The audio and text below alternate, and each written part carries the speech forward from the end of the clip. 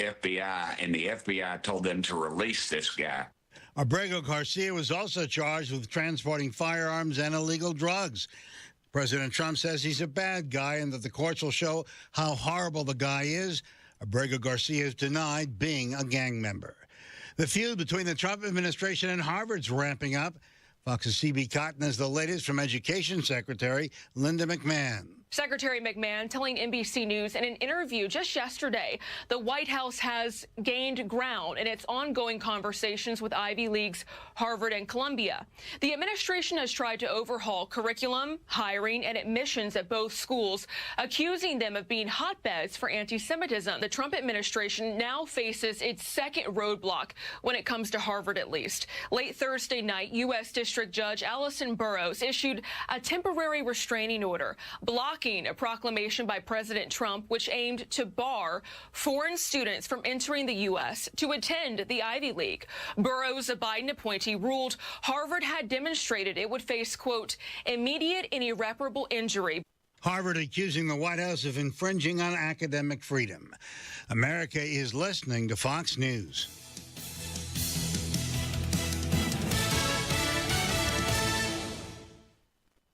Stay on top of the latest forecast with America's Weather Team in the palm of your hands. Here's the latest from America's Weather Center. It's Fox weather updates throughout your busy day, every day. That heat's going to be out there for one more day. Temperatures being 30 degrees above average. Put the power of over 100 meteorologists and the worldwide resources of Fox in your hands with the Fox Weather Podcast. Precise, personal, powerful. Subscribe and listen now at foxnewspodcasts.com. Connect to Fox News Audio on the Fox News app. Listen to hear your favorite hosts like Brian Kilmeade, Jimmy Fallon, and Guy Benson standing up for what's right, live and via podcast. Just click listen, then swipe right and hear the latest news updates on your time. And scroll down to hear the latest podcasts from Fox News. And it's even easier to listen in the car with Apple CarPlay and Android Auto. Get programming alerts and notifications. Fox News Audio is on the Fox News app. The voices America trusts. Download it now. ICE immigration raids in California. 93 WIBC Mobile News. On the level, on the go. Booking suspects connected to murders. I'm Jarrett Lewis. Here's what's trending this hour. IMP detectives announcing 3 back-to-back homicide arrests within a 72-hour period. The arrests were made in connection to separate incidents involving the murders of Charles Collins, Brian McCoy, and Kia Robinson. The suspects, Corey Davis, Joshua Bland, and Clarence White, were all apprehended by officers and are facing preliminary charges related to the homicides. An officer in Anderson is facing charges of criminal recklessness. Maurice McGee, who was off duty at the time, had fired off shots in an Indianapolis neighborhood near Arsenal Tech High School because someone stole his car, and so he followed it using an AirTag. Marion County Prosecutor Ryan Mears says McGee put people in danger when he then opened fire with another party.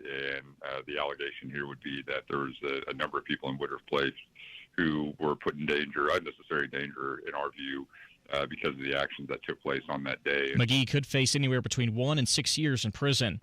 People from South Korea and Japan who know how to build ships should be recruited to come to America and show us how, says U.S. Senator Todd Young. If we want America to be first, well, we need friends who are prepared to teach us how to build ships again, who can be trusted suppliers of ship components. Young spoke on national security and the future of the country at the American Enterprise Institute in D.C. this week. And Game 2 of the NBA Finals is Sunday night. The Pacers with a 1-0 series lead over the Oklahoma City Thunder. They will look to return to Indy up 2-0 for Games 3 and 4 Wednesday and Friday. I'm Jarrett Lewis on the level, on the go, and on WIBC.com. High temperatures in the upper 70s tonight. Showers are likely. Severe weather is not expected Saturday night. Low temperatures in the mid-60s. Rain will be exiting in the early morning on Sunday. I'm Wish TV Storm Track 8 meteorologist Ryan Morse for 93 WIBC. Guy Relford here. Time again for the Indy 1500 Gun and Knife Show this coming weekend at the State Fairgrounds, Friday, Saturday, and Sunday. There's never been a more important time to exercise our rights as true Americans. It's the Indy 1500 Gun and Knife Show. See the best in sporting, hunting, and personal protection gear, plus great displays of Americana. Come see us this weekend at the Indy 1500 Gun and Knife Show, Friday 2 to 7, Saturday 9 to 6, and Sunday 9 to 4. It's the Indy 1500 Gun and Knife Show. See you there. Latrell spent more than 8 years in foster care. His world changed when he was adopted at 15 with help from the Dave Thomas Foundation for Adoption. I think about how much we love him, and I wish we could have had him for his entire childhood. The foundation is changing the lives of thousands of teens waiting in foster care. You can help. Learn more at davethomasfoundation.org. The June sales are on at Sundown Gardens. 20% off annuals, 30% off pottery, 186th Street and Spring Mill Road, sundown.gardens.com. There are screening tests to catch cancer early. Visit cancer.org/getscreened. A well-regulated militia being necessary to the security of a free state. The right of the people to keep and bear arms shall not be infringed. This is the Second Amendment, and this is the Gun Guy. Boom, boom, boom, boom. Bang, bang, bang, bang. Boom, boom, boom, boom. Bang, bang, bang. With Guy Relford on 93 WIBC. Well, good afternoon and welcome to the Gun Guy Show here on 93 WIBC. We're glad you're with us. Hope you're having a fabulous weekend. Hope you're like me, enjoying the tremendous success of our hometown Indiana Pacers. I'll tell you what, I've been a Pacers fan for a long damn time, partly because of how old I am.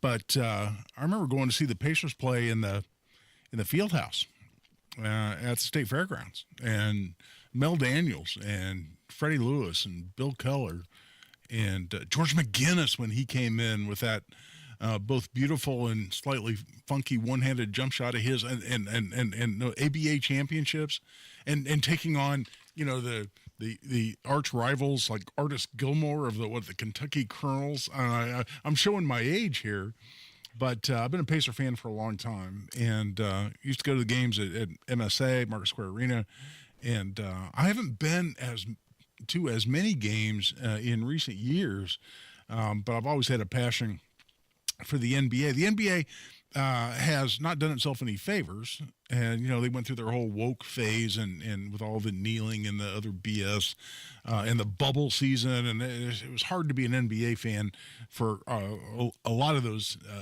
years, but been a Pacer fan nonetheless, and so no bandwagon fan going on here.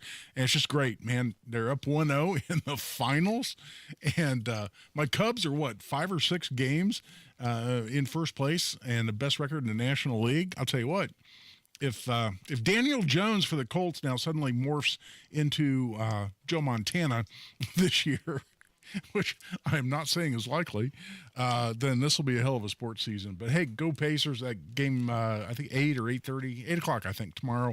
Hopefully go up 2-0 against Oklahoma City. Big deal. But hey, as I always say, you don't tune into the Gun Guy shows there and talk about sports or things other than Second Amendment related issues. So let's get right into that.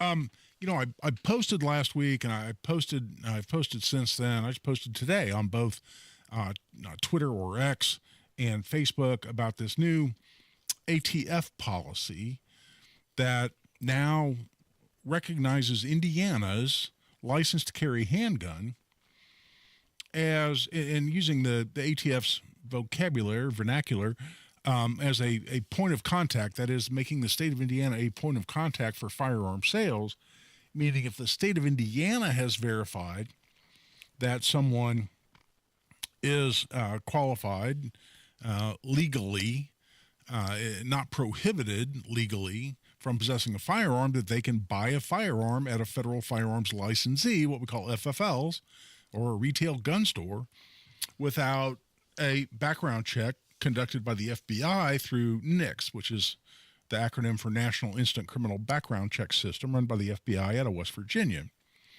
And all this means is, and this is a program ATF has had since we passed the Brady bill. And in fact, let's just pause there and let's go back and just reset where we are, so everybody understands what we're talking about. For years, there were various state requirements for buying a firearm, and there were different background check requirements, different places. In Indiana, before 1994, in Indiana, here, if you had your license to carry handgun, that's what we call it. It's not a concealed carry permit. CCL, CCW, CPL, there are all kinds of other acronyms and terms. We have a license to carry handgun. Before 1994, if you had your license to carry handgun, you could go into a firearms dealer, an FFL, Federal Firearms Licensee, and say, hi, I want that particular gun. Here's my license. You would show them the license. They may make a copy of it. They may write down the information from it. They would sell you your gun, and you walked out. Because that license demonstrated that the Indiana State Police had run a background check on you and determined that you were someone who could legally possess a firearm. So it therefore made it legal for that FFL, that dealer, to sell you that gun. And that was that way until 1994. So what changed in 1994?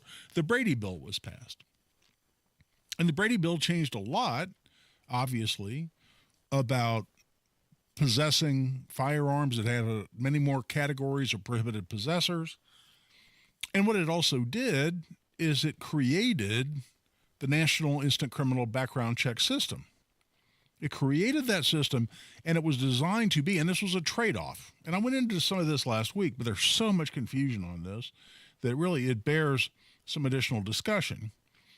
Is that it required the background check, and there was a trade-off because, for instance, a lot of pro-2A legislators, you may want to put pro-2A in quotes, but some I think legitimate, 2A legislators and the NRA was at the table talking about all this stuff and said, listen, if it's truly an instant check, that is, if somebody on the other end of the phone or other end of the computer could immediately access someone's criminal history, come up with an immediate answer of yes, they're okay to buy a gun, then okay, it's okay to require this national system of background check requirements.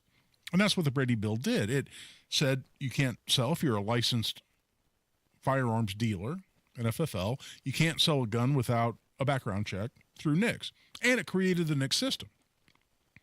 And the idea was for it to be, quote unquote, instant. Well, how has that played out? Well, an awful lot of people, including me, have gone in to buy a gun, and NICS is down. They have a computer issue, or they're overwhelmed, they're behind, or you get a false negative. That is, they confuse you with someone else who has a confusingly similar name or something along those lines. Or it's just they just don't have the system accessible for whatever reason, some technical glitch. And a lot of times, like on Black Friday and high volume days, there are times when you can't get a NICS check done.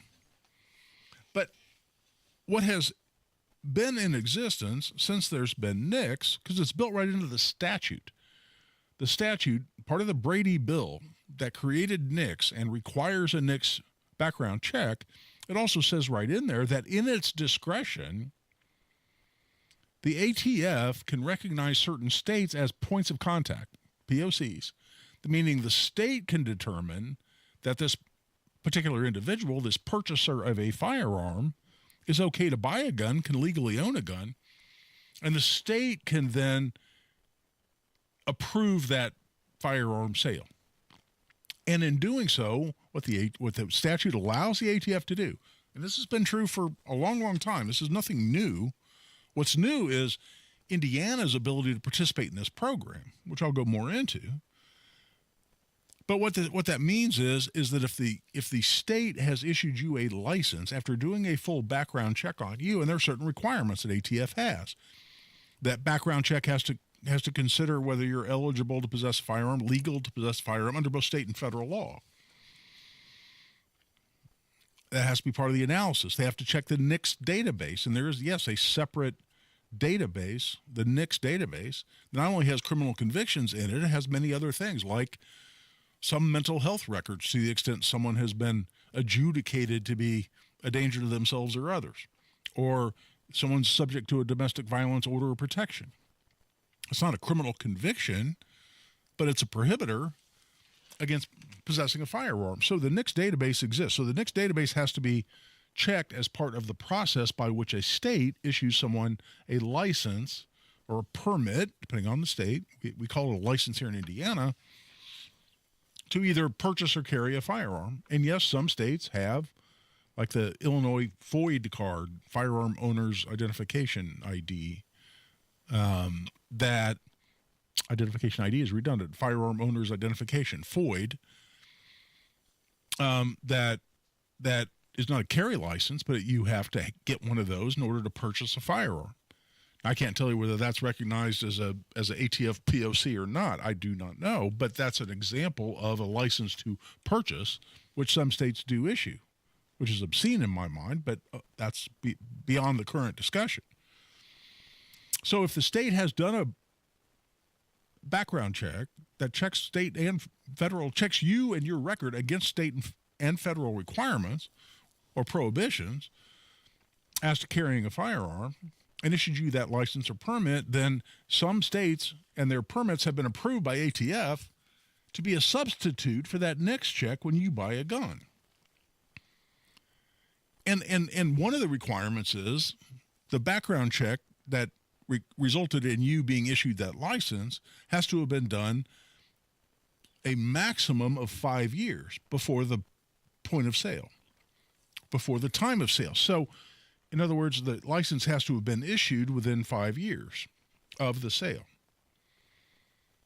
Another requirement. So, that situation's been out there for quite some time. A number of states, and I just counted these up after Indiana just a week or so got it added to the list. I think it's 28 states that have this. So this is not a new development. I have people wanting to, on social media wanting to debate me and go, well, I mean, doesn't this mean felons can buy guns and all this stuff? And I'm like, look, it's an ATF policy. You have a problem with the policy, go talk to ATF. The logic is the state has verified you're legal to possess a firearm within some reasonable proximity of when you're trying to buy the gun from a timing perspective. If you think there's some flaw in that, great. Talk to ATF about it. That's the logic behind it, and it's been around for a long time. And oh, by the way, if chaos and mayhem were breaking out left and right in the states where this policy has been in place for years, I don't think ATF would be adding states to the list like they just did with Indiana. They'd be saying, hey, it doesn't work very well because we got all these violent criminals buying guns. That hasn't happened, obviously, because ATF is adding states to the list, including Indiana most recently. So what does it mean to be added to this list? I'll tell you what, we're a little past the quarter hour. It's time to take a break. And by the way, throughout this discussion, if you have questions about this process, and I'm going to try to go through and do a little Q&A, do a little, commonly asked questions, and I get so many of the same questions over and over. I posted on this today because I just got my 5-year license today, and we'll talk about why do you need a 5-year license? I just applied for it, actually, sitting right here in the studio before the show last week. I applied for my 5-year, did it online right here at the studio computer as I was getting ready to go on the air last week. And it showed up in the mail today, and which is a beautiful thing. But, and kudos to the state police for being that efficient, by the way. I remember, I've had people for years contacting me saying, man, I applied for my license to carry 6 weeks ago, 8 weeks ago, and I still haven't seen anything. What's going on? And man, the state police have become incredibly efficient, absolutely and incredibly proficient and efficient in cranking these things out. I got, like I said, mine showed up today after I applied in the studio 1 week ago today. But we'll talk more about this process. We'll talk about some of the misunderstanding about it, where we are, what does it mean? Does it really change anything? How is this important to Indiana gun owners? Why am I excited about this?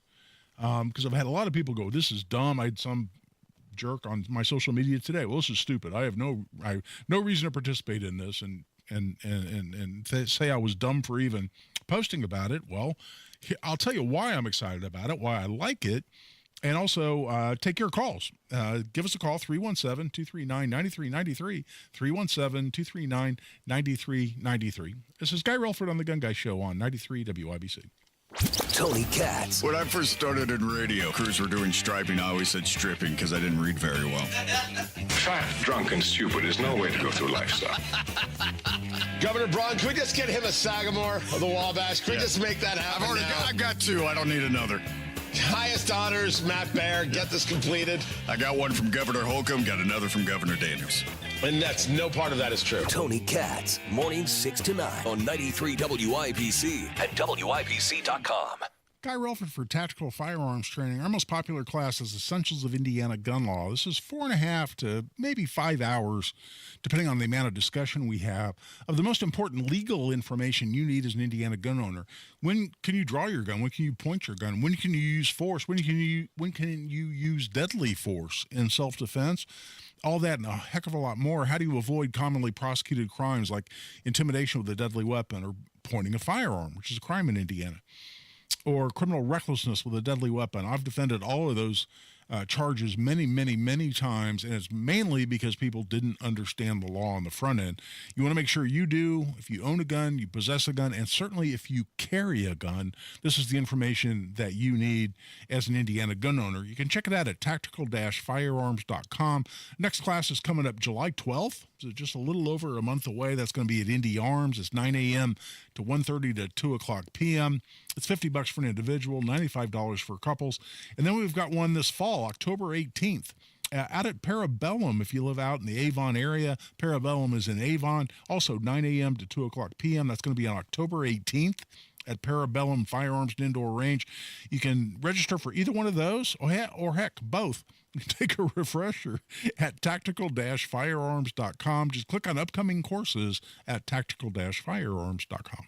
You know exactly why you need to remodel that kitchen of yours. The space, it's outdated. You can't move around like you used to. It doesn't work like it needs to. You want to entertain and you want to improve your quality of life. This can happen, just not with the kitchen you have. You need to call Booher Remodeling, B-O-O-H-E-R, BooherRemodeling.com. They can take that old kitchen that's deteriorating and broken down and turn it into something that works for you and your family. Their 5-step design process from start to finish, the consultation, the preliminary design, the design development, getting all the documents together, and then getting it done. The best materials, the most skilled craftsmen in Central Indiana. Booher Remodeling will guide you through the entire process, starting with the free initial consultation, and they stand behind their work with a 2-year workmanship guarantee. Create that new kitchen. Design experts can use an existing layout or begin completely from scratch. Talk to Booher Remodeling today. B-O-O-H-E-R. BooherRemodeling.com. That's BooherRemodeling.com. Turning 65, new to Medicare, or just moved? If you qualify for Medicare and Medicaid, a Humana Dual Eligible Special Needs Plan, a DSNP, may give you the extra benefits you're looking for. A DSNP helps cover things like prescriptions and checkups, but it also helps pay for essentials, too. With a Humana DSNP, you get $225 a month for eligible groceries, rent, utilities, and more. Plus, whatever you don't spend carries over to the next month. You may even get benefits like $0 copays on routine prescriptions, plus routine dental, vision, or hearing coverage. All of this could make a difference for your health and wallet. Learn more at GetHumana.com. Humana, a more human way to healthcare. Humana is a coordinated care HMO SNP plan with a Medicare contract and a contract with the Indiana Medicaid program. Enrollment in any Humana plan depends on contract renewal. Allowance amounts cannot be combined with other benefit allowances. Limitations and restrictions may apply. Hello, my name is Nate Clancy. I'm with Labor's Local 120. I've been with Labor's Local 120 for over 40 years now. For members of Labor's International Union of North America, giving back is part of their commitment to the Indy community. Like helping the Soapbox Derby. We painted the bridge. The Wilbur Bridge is an iconic bridge for the Soapbox Derby. It's been there forever. It was, needing work. When Indy or surrounding communities need help, LIUNA steps up. Members that went over there, we seen that it was needing work. Power washed, done the painting, just anything that was needed, and it looks amazing now. This is Chris Brickey, business manager of Labor's Local 120. While all our members are skilled, highly trained men and women, we are also your friends, neighbors, Little League coaches, and volunteers here in Indy. Here at the local, I like volunteering in the community. Just every little bit helps. I really got a real joy in doing that. We build Indy for good jobs and stronger communities. We are LIUNA Local 120. Big Joe here for your trusted local independent American Standard heating and air conditioning dealer, B&W HVAC Plumbing and Electrical. If your air conditioner is barely hanging on, don't wait for it to fail in a heat wave. Upgrade now with a new energy-efficient system from B&W. Join thousands of Hoosiers who trust us to keep their families cool and comfortable. Get a free estimate today at bplusw.com or call 317-214-0108. B&W HVAC Plumbing and Electrical, your American Standard dealer since 1961. Indy Humane, committed to helping Central Indiana's pets in need since 1905. Find your new best friend today. IndyHumane.org. When you're high, you feel different. But if you feel different, you drive different. So don't drive high. Brought to you by NHTSA and the Ad Council.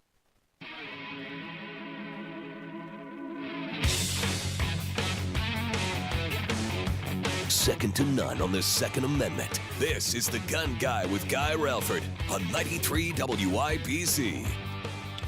And welcome back. This is Guy Relford on The Gun Guy Show on 93 WIBC. And we're talking about a new ATF policy.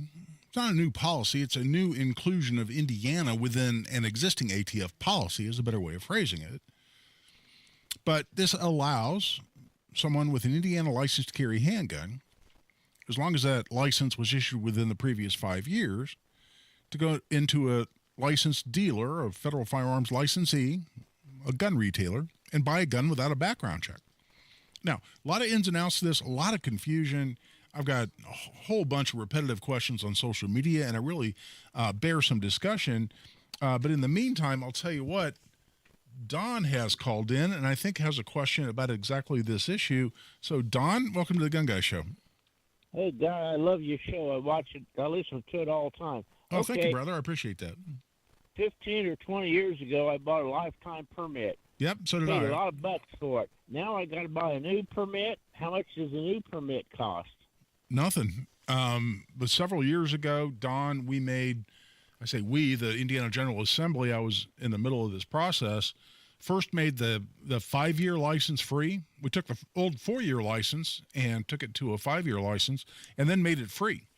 Now, if you go to a fingerprint service, which is required to get electronic fingerprints, that separate service charges you, I think I just went through this last Monday, I think it was $12, but the license is free. In fact, the lifetime is free now too. So there's no charge that you pay to the state of Indiana or to your local law enforcement like you used to. Completely free. Does that answer your question? So my lifetime permit is worthless unless I have the 5-year. No, it's not edition. worthless. No, it's not worthless. You don't need to do anything. I mean, if you don't want to participate in this program, Don, just don't do anything, and you'll have your lifetime for your lifetime, and things go along just like they were before this change. If you decide you want to participate in this program and potentially be able to go into a gun store and buy a gun without a background check by showing your license, then you need a license that was issued within the previous 5 years. And the only way to get that, being like me, because I'm with you, I've had my lifetime license for 20 years. So the only way to participate in this new adaptation of ATF's policy is to have a license issued within the previous 5 years. So if you choose to, you don't have to. You can stay exactly doing everything you're doing right now. But if you want to participate in that program, then you apply for your free 5-year license. So you have to have a new 5-year license to activate buying a new gun, which I don't really need a new gun. I got one or two anyway. Only if you want to skip the NICS check. If you don't mind, I mean, hell, I've done a million NICS checks. I don't know about a million, but I've bought a lot of guns over the years. If you don't mind the NICS check, you don't have to have a new license to go buy a gun. Just go through the NICS check. You do the same background check you've done for any other gun purchase. So you don't have to change anything you're doing now if you don't want to. Yeah, well, that's good because I don't have any problems. I don't do stupid stuff with my gun. So that's good to know. So thank you for all your information. You're welcome, Don. And listen, and Don's a good guy, and I really appreciate his call. But, I mean, I like to think I don't do dumb stuff with my guns either, but that's not the entirety of the issue. I've been in trying to buy a gun when NICS is just down. Or I've gone in during high volume periods when there's a big backup. And listen, I have a lot of buddies who are FFLs, and they'll say NICS has gotten more reliable over the years. That's awesome. At the same time, there have been times I've had to wander around the gun shop for 20 minutes or close to half an hour. One, I couldn't never got a response. And actually, I was buying a gun out in Avon, my buddies at Fort Liberty, and I said, you know what? This is taking too long. I got things to do. I can get back to work, and I'll just come back when this thing is approved. And got in my car, and I was all the way back to 465, and they called me. They go, hey, Guy, we just got the proceed on your NICS check. So I turn around and drive back. And so listen, it doesn't mean that you've done something stupid in your background necessarily. It doesn't mean that there's any inherent problem necessarily with the NICS system. And it doesn't mean that if you don't mind the current system that you need to change anything. That's what I kept trying. It was like so many different issues. When I raise it on social media, it's like playing Pop-A-Mole. I keep getting these complaints pop up, and I'd explain, no, that's not a problem, or no, that's not an issue, and then the same damn complaint pops back up again. Which some people come and say, well, I don't mind doing a NICS check. Why would I care? Why would I go through the hassle of getting a new license? Well, then don't. No problem solved. You don't have to get a new license. You don't have to do anything different than you're doing it now. Would I like to avoid any hassle or problem in NICS checks? And by the way, and this is not to be minimized, I talk to people, I'll bet 3 or 4 a week, and that is not an exaggeration. And this is why I'm excited about this. And if you're not, God bless you. Man, it's a great country. We all have options. We all get to make our own decisions as competent adults. Makes it a great country. But you know what? A conversation I have 2, 3, 4 times a week. Somebody calls me and says, I had an expungement that I know restores my rights, or I had a restoration of rights in another circumstance, and I do these all the time, like for convictions for crimes of domestic violence. Somebody got a C misdemeanor or a B misdemeanor, battery, but it turns out it was against a family member or household member.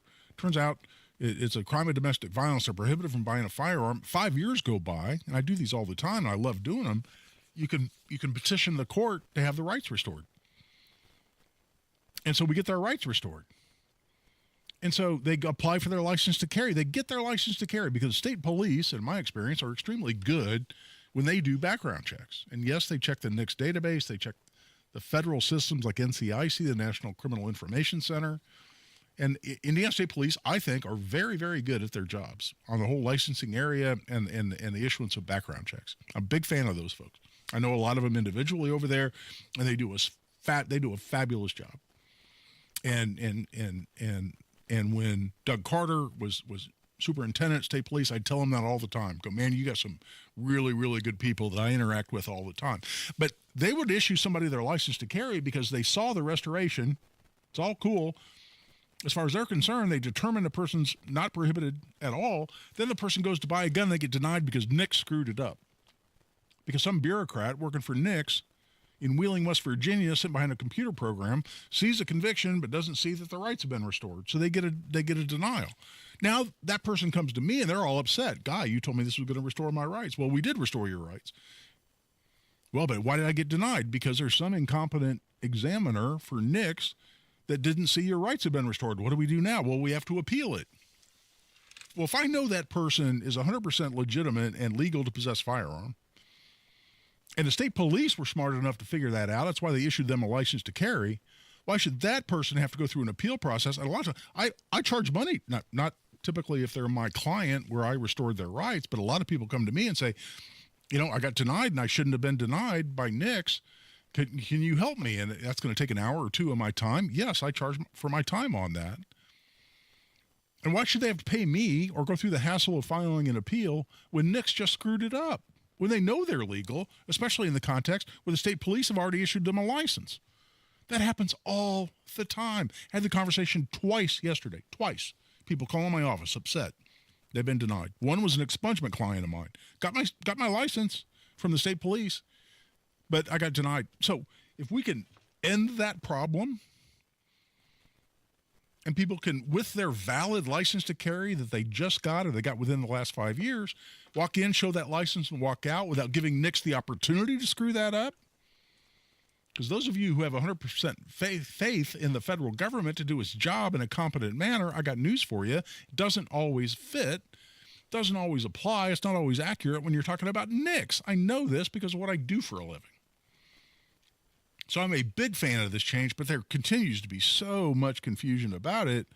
I'm going to continue to talk about it here for a while, as well as take your questions or comments on the phone. Give us a call, 317-239-9393, 317-239-9393. This is Guy Relford on the Gun Guy Show on 93 WIBC.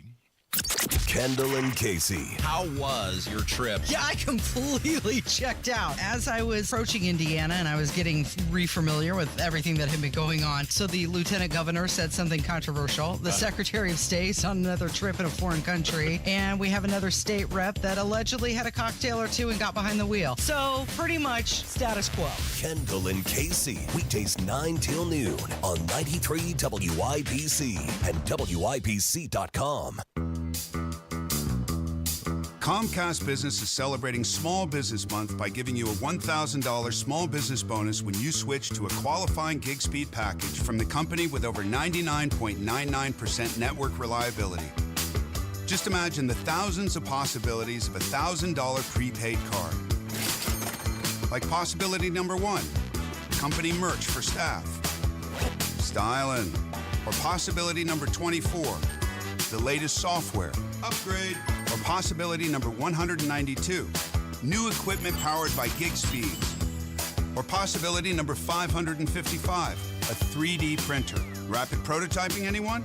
Switch to Comcast Business for over 99.99% network reliability, advanced cybersecurity, and now get started with a $1,000 small business bonus. Comcast Business, powering possibilities. In 62225, new customers only with 2-year agreement. Other restrictions apply.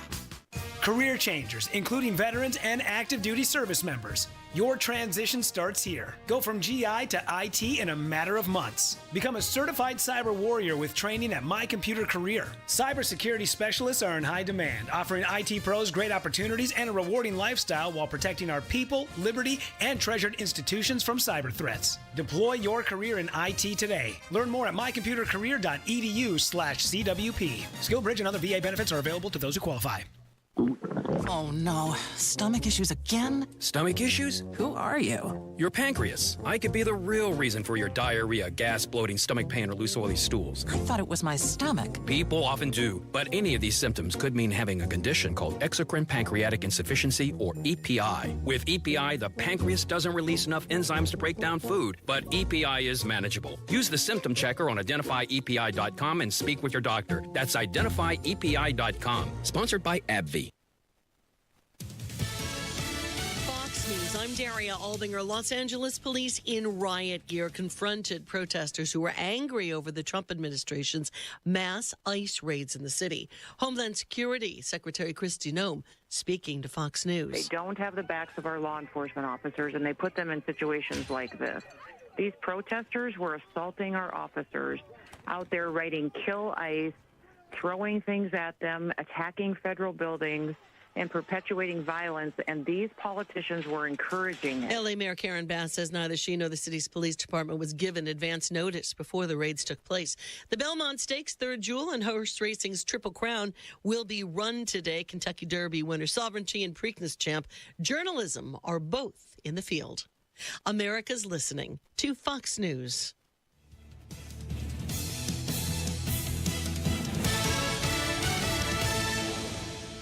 Hey guys, it's Rob from my friends at Universal Windows Direct. Right now, it's their home improvement season sale. What an incredible deal going on with Universal Windows Direct. If you've been thinking about upgrading your windows, now is the time to act. You can get payments as low as $99 a month or no payments and no interest for an entire year. This gives you a full year to enjoy the comfort, savings, and curb appeal before you ever make a payment. Universal Windows Direct will come out to your home and do a free in-home window and energy assessment so you can see exactly where your home's losing energy and how much you could be saving. Give my friends at Universal Windows Direct a call. Schedule your free assessment and take the first step towards a more comfortable, energy-efficient home. Call today, 317-659-7574. 317-659-7574. Payments as low as $99 a month or no payments and no interest for an entire year. Universal Windows Direct. UniversalWindowsDirect.com, 317-659-7574. It's not just adults who can feel stressed out. Our children feel stressed too. I'm Tammy Silverman of Indiana Youth Institute. Between school demands, maintaining friendships, and expectations from adults, it's no wonder that children sometimes feel stressed out. But unlike adults, experts say children may not be able to recognize stress or know how to cope. Luckily, you can help your child handle the challenges they're facing. Start by making yourself available to talk and be a good listener. Let your child express their views, and when you respond, focus on your child's feelings rather than your own. You can also ask your child what they need from you, whether it's advice or help solving a problem. But if stress is still overwhelming, experts recommend you reach out to a licensed mental health professional to make sure your child gets the support they need and deserve. This Kids Count Minute is a message from Indiana Youth Institute. For more parent tips, visit IYI.org. Kids count on you.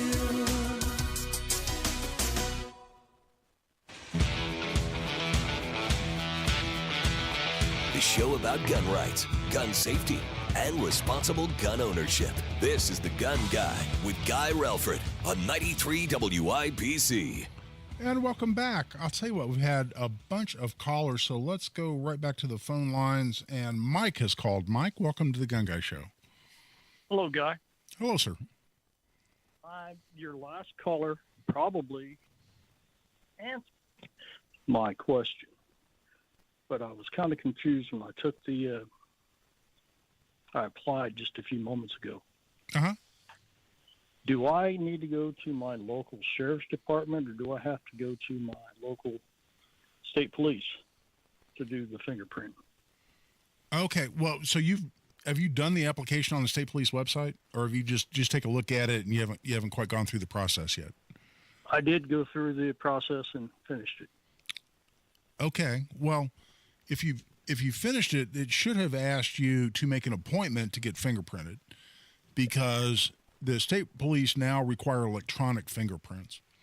And typically, and I don't know how many other options there might be. I just went through this for my 5-year a week ago, sitting right here in the studio. But when I did it, the most convenient place for me was a place, it was a private company called Identigo, which was actually located in I think it was in a UPS store, if I remember correctly. But I went to Identigo, I paid them you actually pay for it on the state police website, but the money goes to this company, Identigo, and they do your electronic prints, and they're really good at it. They're really fast. It took I had to wait because a couple people were in front of me, but you make an appointment. It's right down to 10 minutes for your appointment. But I went in and got my electronic prints, and then they send those back to the state police.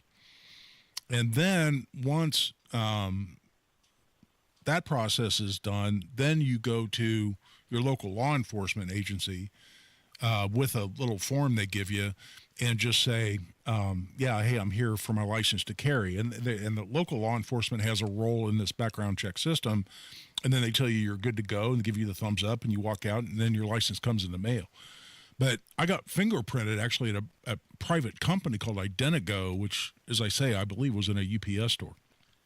So that's how the process works, I think, for most people, Mike.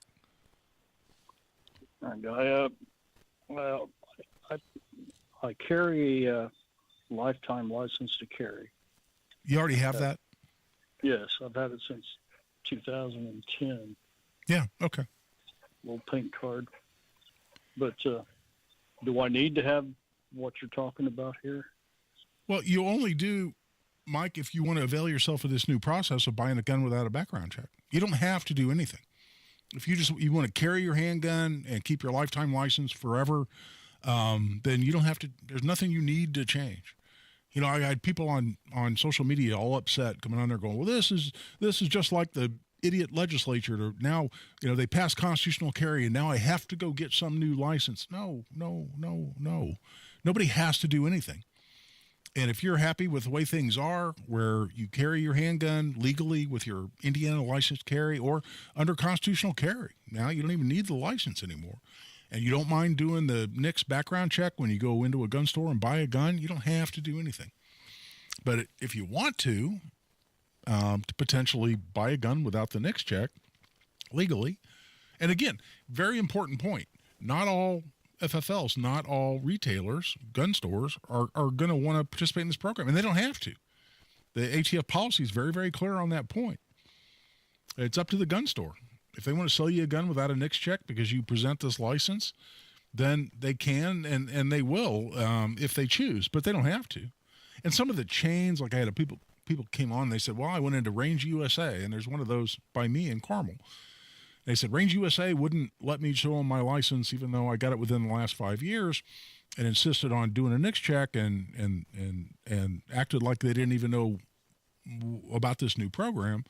And I said, listen, Range USA, and I've been in there, I've not bought a gun there, I've shot at their range a few times. They're part of a multi-state chain of gun stores and ranges. It doesn't surprise me a bit that they want to be conservative and not participate in this program. And any other FFL can choose to not participate too. And I think early on, a lot of them, without being comfortable with this process, I mean, they don't. Last thing they want to do is do anything that could cost them their license, make them go out of business, for crying out loud. They're going to want to be conservative. I think as time goes by and they see that it actually works, it is legal, it's not going to jeopardize them in any way, more and more gun stores will do it. But nothing has to change. The gun store doesn't have to change its policy. You don't have to change anything. It's just a matter of whether you want to participate in this program. I'll tell you, we're right at the 3/4 hour. Let's take this break. We come back, I'll go right back to the phone lines because we got some other people holding. This is Guy Relford on The Gun Guy Show on 93 WIBC. Hammer and Nigel. Trump 2028. Somebody's buddy's like, open up the rock, throw them all out there, middle of the ocean. I'll even get Michael Bay. Let's get Michael Bay. Great director. We're going to rename San Francisco Bay Michael Bay. We're going to open up Alcatraz. And we're going to make Canada pay for it. I'm here for it all, man. I am here for it all. Hammer and Nigel, weekdays 3 till 7 on 93 WIBC and WIBC.com. Guy Relford for the law offices of Guy Relford. You know, one thing that we do at the law office is we do expungements and restorations for people that have lost their gun rights for whatever reason. A lot of different ways. Now, even if you have a federal prohibition, that is like a federal felony conviction, there's now even a way to restore your gun rights for many of those types of convictions. We do those, we do them often, and we enjoy the process. It's really nice to restore someone's constitutional rights. If you're curious about that, whether it applies to you, not all convictions can be expunged. Rights cannot be restored under all circumstances, but for an awful lot of people, they sure can. And as I say, we love doing that. If you're curious about that, you can contact us through the website. It's relfordlaw.com. That's relfordlaw.com. 1 in 6 seniors faces the threat of hunger, and millions more live in isolation. Drop off a hot meal and say a quick hello. Volunteer for Meals on Wheels by donating your lunch break at americaletsdolunch.org. This message brought to you by Meals on Wheels America and the Ad Council. The deals and specials are sizzling hot. It's the Central Indiana Gun and Knife Show next Saturday and Sunday at the Tippecanoe County Fairgrounds in Lafayette.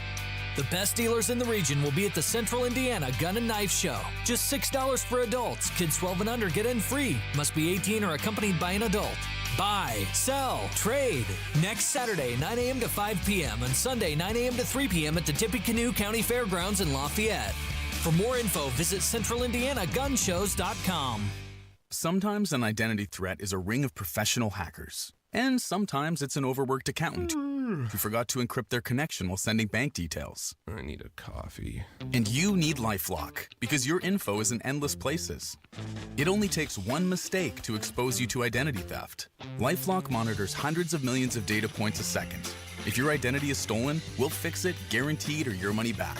Save up to 40% your first year with promo code NEWS at LifeLock.com. Terms apply. Guy Relford here. Time again for the Indy 1500 Gun and Knife Show this coming weekend at the State Fairgrounds, Friday, Saturday, and Sunday. There's never been a more important time to exercise our rights as true Americans. It's the Indy 1500 Gun and Knife Show. See the best in sporting, hunting, and personal protection gear, plus great displays of Americana. Come see us this weekend at the Indy 1500 Gun and Knife Show, Friday 2 to 7, Saturday 9 to 6, and Sunday 9 to 4. It's the Indy 1500 Gun and Knife Show. See you there. It's JMV, and June sales are here at Miss M's Home and Garden. 20% off all annuals, 30% off all pottery, and 20% off patio furniture. State Road 135 in Bargersville. Prescription opioids can be addictive and dangerous. Opioid pain medication took everything that I had. Nothing mattered more than getting my fix. I was on the verge of being homeless. My house was being foreclosed on. Knowing that it could have been prevented makes it worse. It just takes one. Prescription opioids. It only takes a little to lose a lot. Visit cdc.gov/RxAwareness.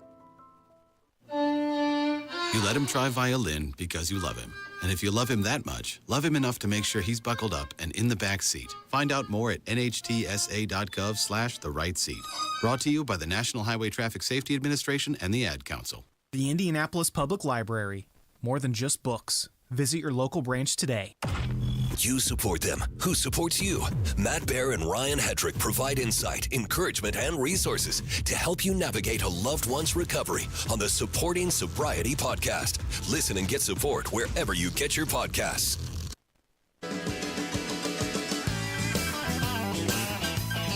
Now you've got a gun guy. Guy Relford on 93 WIBC.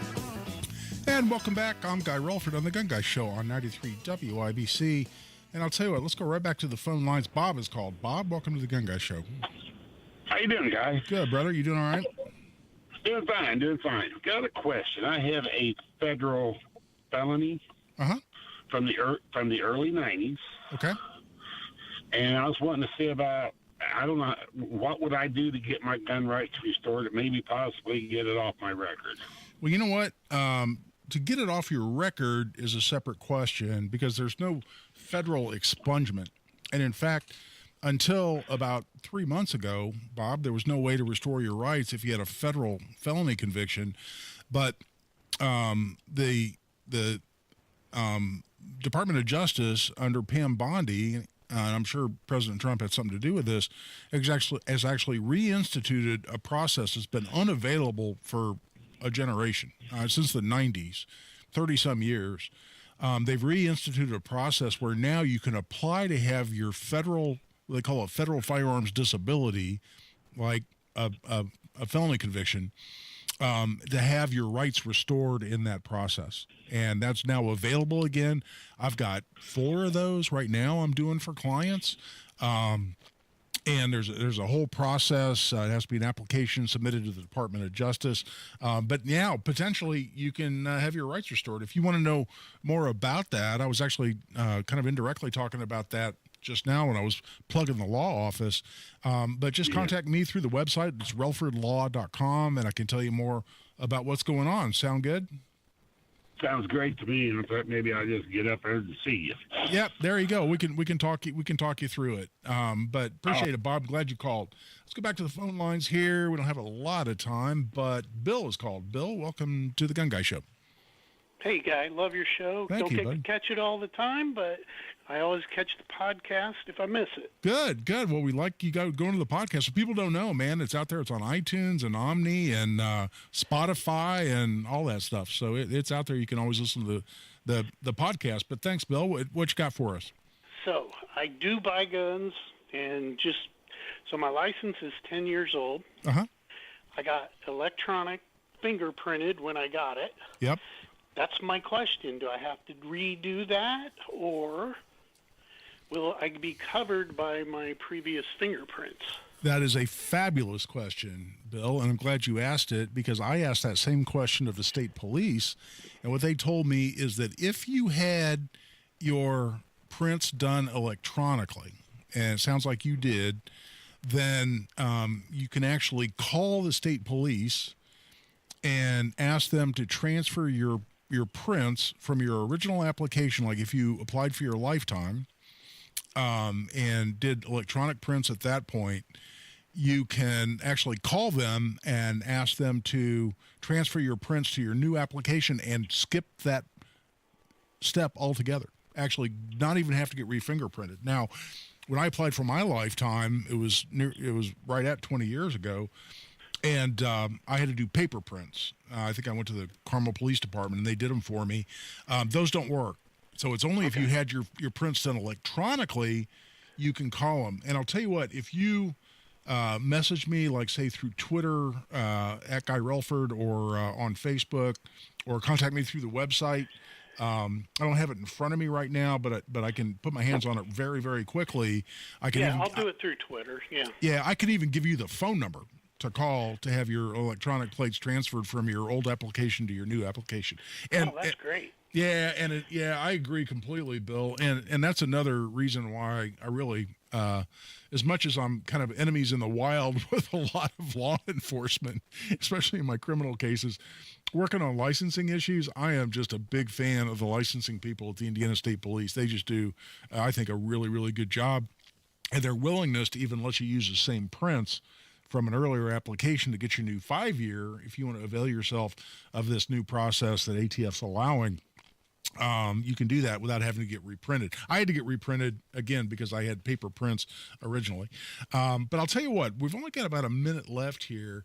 What I'm going to do, starting beginning of the second hour, is go through some kind of Q&A, because a lot of people have the exact same questions, and there are a lot of misperceptions. One is, if I have a lifetime, what's the effect on my current lifetime license if I apply for a new 5-year license? The answer is absolutely none, with one possible exception, and that is, let's say there's something that, let's say you got a new conviction. Let's say you got a conviction for a crime of domestic violence, and the state police haven't found that yet, so they haven't suspended your current lifetime license. You apply for a new 5-year, and they do the background check, they're going to find that, and they could potentially suspend your lifetime too.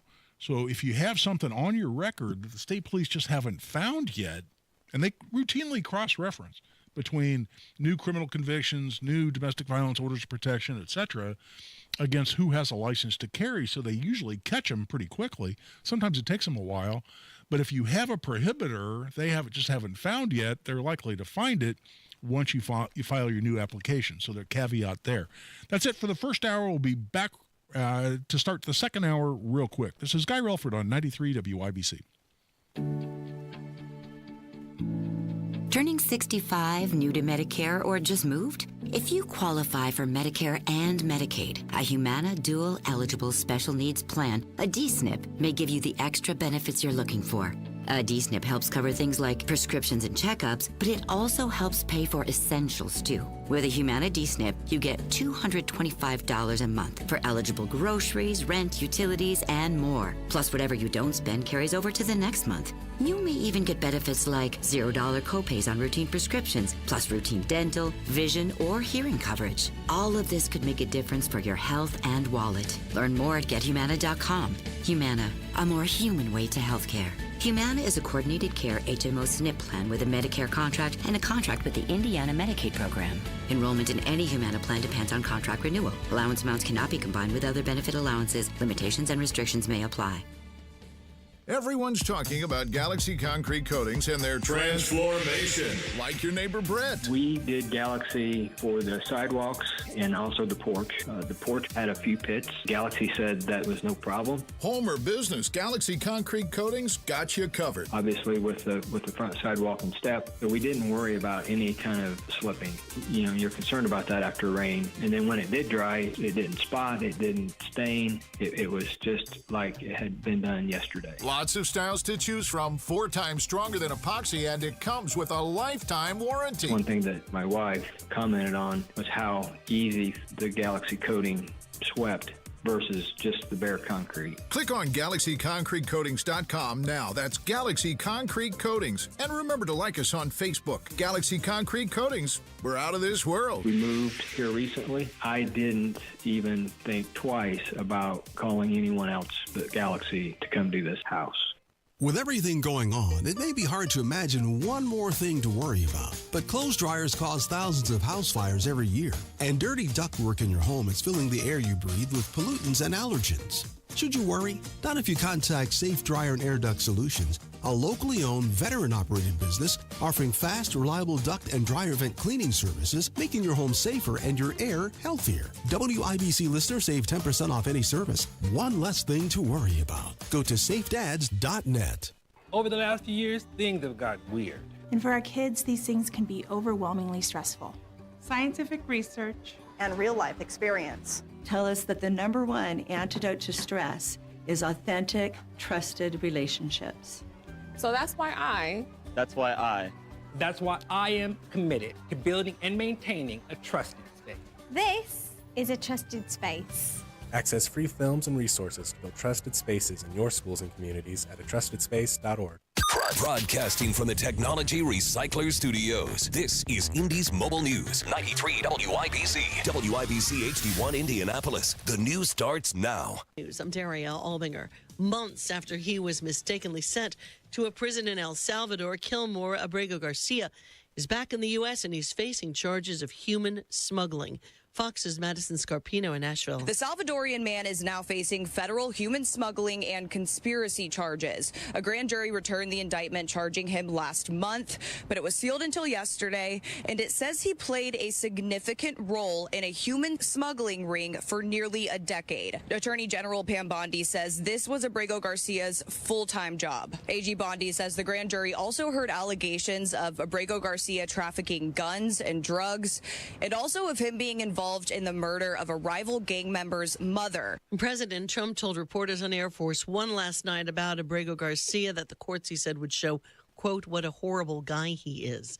California's governor drawing a line in the sand. He says the state will withhold federal taxes if the White House cuts school funding. The Trump administration has cut billions of dollars in federal funding to scientific research and now reportedly is mulling cutting off funding for the University of California and Cal State systems. The governor took to X Friday saying, quote, Californians pay the bills for the federal government. We pay over $80 billion more in taxes than we get back. Maybe it's time to cut that off. The White House telling CNN that no final decision has been made, but back in Palo Alto, worry expressed about what those cuts could mean for the advancement of science at state universities if they go through. Fox 2 San Francisco's Zach Sauce in Palo Alto.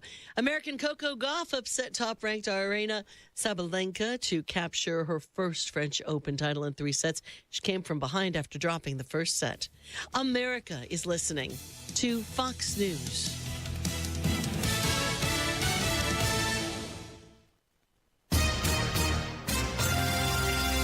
From around the world, Trey Yingst, joining us from Tel Aviv, Israel. To Washington, I'm Mike Emanuel. To your own backyard. If a story impacts you or your wallet, we're on it. It's the Fox News Rundown. We give every story the deeper look it deserves with must-listen interviews and smart analysis from the voices you can trust. Start your day with the Fox News Rundown. Listen and follow now at foxnewsrundown.com or wherever you get your favorite podcasts.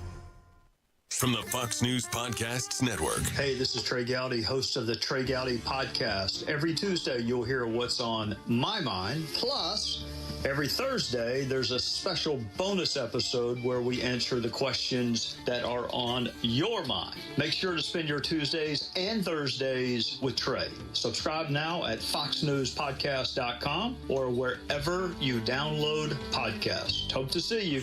America's listening to Fox News. It's one of Russia's largest attacks on Ukraine since the 93 WIBC Mobile News. On the level, on the go. Clearing the officers. I'm Jarrett Lewis. Here's what's trending this hour. 2 officers with the Lafayette Police Department are being cleared by a review board of any wrongdoing in a fatal shooting from May. Sit tight. Please down!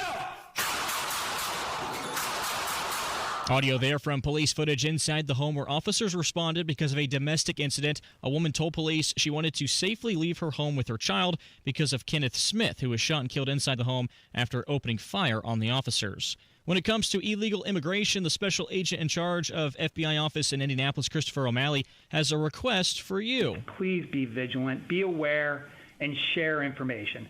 Help the FBI identify potential threats and problems. He tells WIBC's Tony Katz this week that they are always working with their partners in the Midwest and following up on the latest intelligence to see where the biggest threats are. Police in Muncie say a man is facing charges of felony neglect after his 84-year-old grandmother was found to be living in deplorable conditions. 19-year-old Nathan Stinson admitted to abandoning his grandmother for a few days, leaving her without any food or power. Officers went to her home and found her lying down with bed sores, bruising, and feces on her toes. The home was also filled with trash, mice, and an awful smell. Stinson was booked into jail on a $5,000 bond.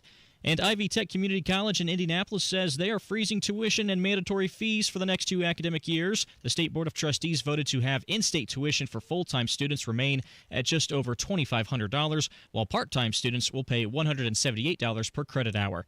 I'm Jarrett Lewis on The Level, on the go, and at WIBC.com. High temperatures in the upper 70s tonight. Showers are likely. Severe weather is not expected Saturday night. Low temperatures in the mid-60s. Rain will be exiting in the early morning on Sunday. I'm Wish TV Storm Track 8 meteorologist Ryan Morse for 93 WIBC.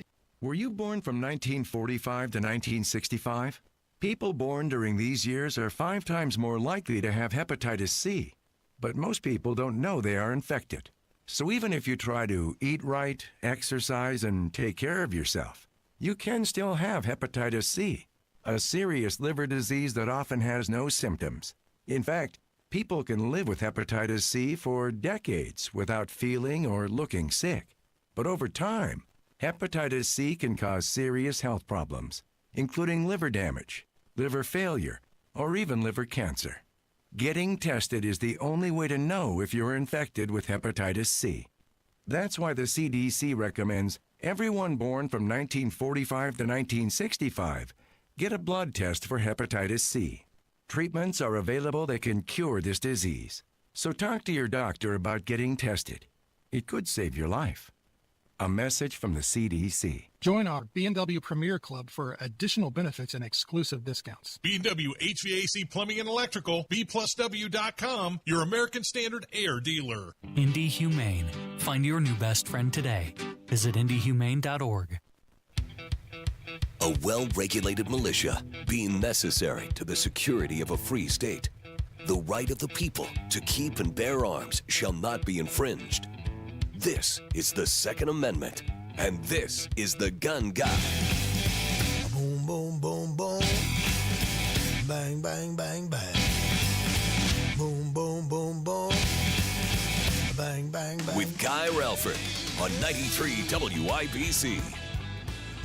And welcome back for hour number 2 of the Gun Guy Show here on 93 WIBC. So we're talking about this, it's not really a new policy. It's ATF's new inclusion of Indiana in an existing policy, which is if a state-issued license to carry, and in some states a license or permit to purchase, which we don't have here in Indiana, but they do in some states, if that meets certain requirements, that can act as a substitute for a background check through the FBI's National Instant Criminal Background Check system when you go in to buy a gun. And I've talked about it quite a bit, answered a lot of questions. We had great questions, people calling in on. But I want to do a little Q&A, or frequently asked questions, and try to assuage some of the confusion around this issue. First of all, a caller asked, is there any effect on my, or no, I think I just brought it up when the caller, any effect on my current lifetime? Let's say and I've had a lifetime for almost 20 years. And if I want to have a new 5-year license, because just to recap, especially if you're just joining us, one of the requirements is to have your license to carry, substitute for a NICS check, the license has to have been issued within the last 5 years, within the previous 5 years prior to your purchase of the firearm. So if I have a 20-year-old lifetime license, which I do, that doesn't meet the requirements. And let's just talk about that requirement for a second. Why is there that requirement? Because I had people on social media upset about that. Well, that's ridiculous. If I have a lifetime and, I had to pay for my lifetime back in the day, and then I should be able to participate in this program. Well, the logic is, if you don't like this, you can talk to ATF about it. I can just try to explain it to you. The logic is that the closer in time, in the recent past, when you had your background check, makes it less likely that something has happened since you had that background check to get your license that now makes you a prohibited possessor. And so I'm surprised they didn't make it 2 years or 3 years or something less than 5. I think 5 is pretty expansive. Because what they're saying is if you had a background check 5 years ago, there's enough of a limited possibility you had something happen like a criminal conviction or getting a domestic violence order of protection issued against you in the interim that we're willing to go ahead and sell you a gun, or allow a gun dealer to sell you a gun is a more accurate way of putting it, without an additional background check. So the closer in time you had your background check, the less likely it is that you're someone who shouldn't be able to buy that gun. So that's why there is that 5-year requirement. And I'm surprised it's as long as 5 years. And let's give the Indiana General Assembly a little credit here, because when we were making changes in the licensing statute in anticipation of getting constitutional carry passed, one of the things the legislators looked at and said, you know what, it would be nice if Indiana could participate in this process that several states are already in. Several states, even at the time we made this change, 20-some states were already getting this treatment from ATF because their licenses met the ATF requirements. And they built right into the licensing statute that it would meet the requirements, that the 5-year license would meet the requirements of ATF to participate in this program of being a point of contact or a substitute for a NICS check as part of a gun purchase. And that's why they took the 4-year to a 5-year license. Now, I didn't have to do that because the 4-year would have obviously been fine. That is, you got your license within the previous 5 years. Well, 4 checks that box. But they said, well, let's take the full advantage of the 5 years, took the 4 to the 5, and also made it free, by the way. And also put right in the statute that things like that state police have to check the NICS database, et cetera, and make sure someone's not prohibited by state or federal law before the state police can issue you a license. That's all to make sure that we checked all the boxes to get this treatment from ATF. And it took several years because that was a year or two before we got constitutional carry passed in 2022. So if I had to guess, I'd say 2020 is when we worked on those changes to the licensing statute. So ATF just effective May 23rd, and I didn't even hear about it until the next week, said, yes, Indiana's on the list now. So people said, what happens if I have a lifetime license and I want to participate in this program? And by the way, if you have a lifetime license that was issued within the previous 5 years, that's fine too. Because I saw people on social media, no, it doesn't apply to you if you have a lifetime license. Well, yes, it does if your lifetime license was issued within the previous 5 years. If it wasn't, like mine, then I had to apply for the new lifetime license. The other thing that the legislature built right into the statute, because they said, you know, if ATF ever goes this direction and takes Indiana into this program, a lot of people are going to want to get a 5-year even though they already have a lifetime.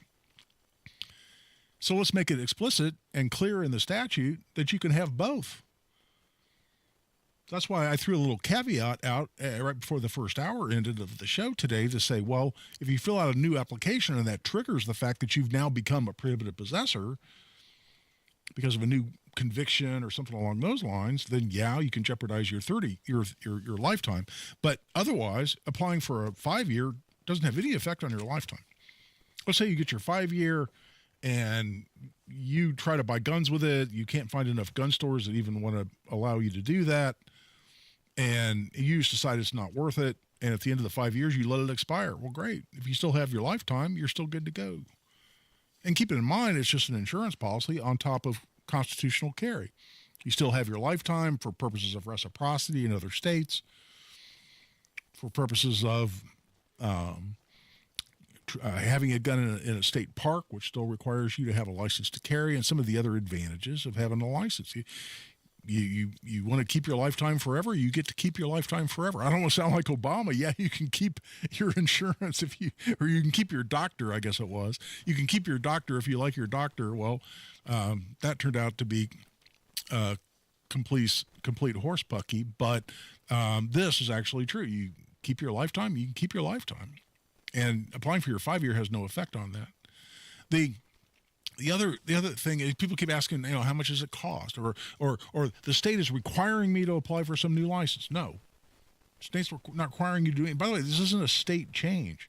Yes, the state changed the licensing statute back a few years ago, 5 years or so ago, to make sure we could participate in this program if ATF ever brought Indiana into the program. ATF's who's made a recent change, not Indiana. A very important point. Then a lot of people are out there saying, well, my FFL won't participate in this process. I already asked them after I heard your show last week or I saw posts on social media.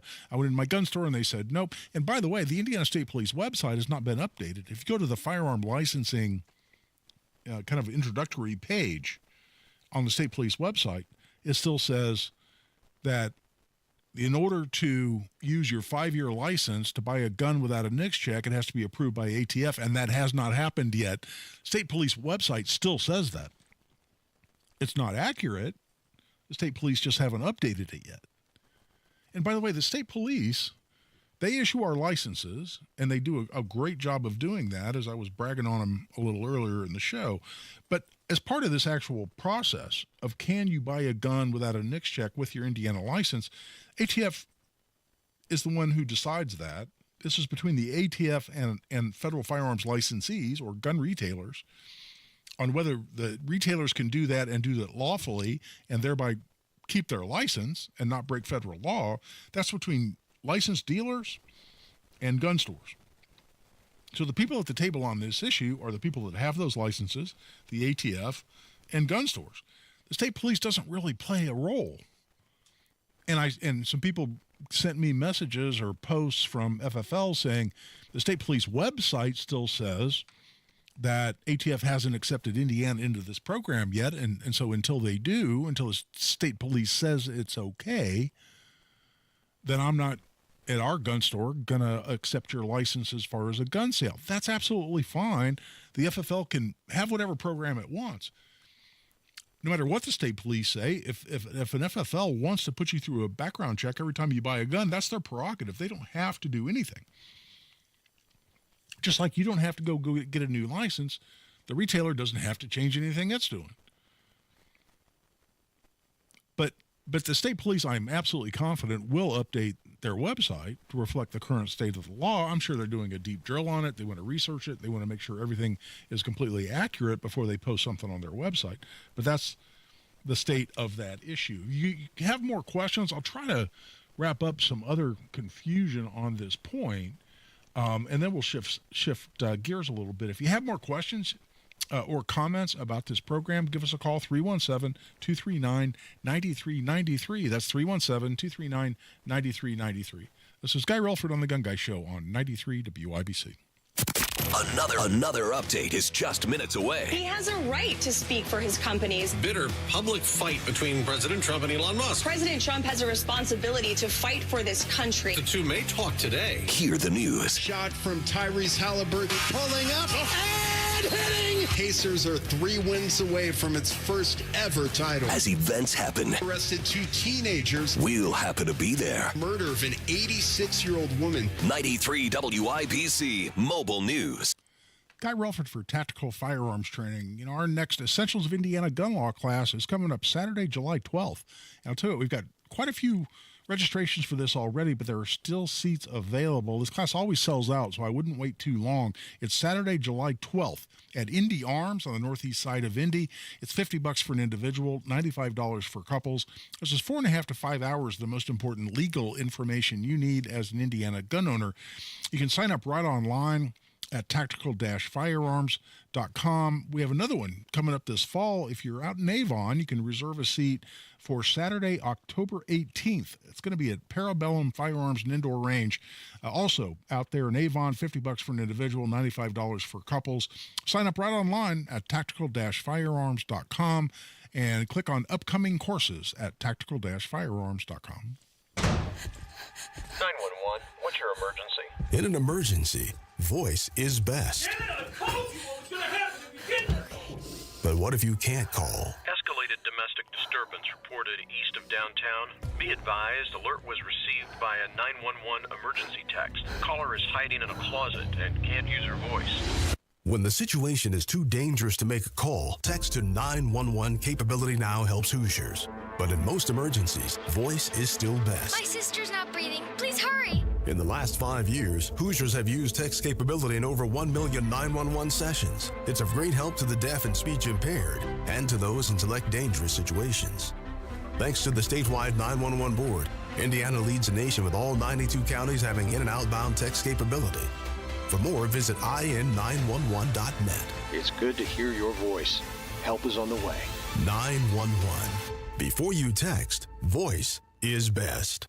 Summers in Indy are great, but don't spend it painting. Do what your neighbor Don did. He called Rhino Shield. Well, the home was built in 1948. Paint on the aluminum siding was peeling, and I couldn't find anyone who would repaint it until I called Rhino Shield. Rhino Shield's better than paint. And the crew? Painted all my aluminum siding, and I've got a front porch that runs the whole length of the house, and all the pillars and everything. And once they were gone, I couldn't even tell that they were there. With Rhino Shield's 25-year transferable warranty, you'll never have to paint your home again. And right now, you can get 10% off the regular price. Well, I've told a lot of people, do the Rhino Shield. It's really a great product, and if you don't want to paint the house, that would be the way to go. Here's Rhino Shield's Shane Smith. This offer is limited, so call me at 888-RHINO-41. That's 888-RHINO-41. Don't paint. Don't vinyl. Go Rhino!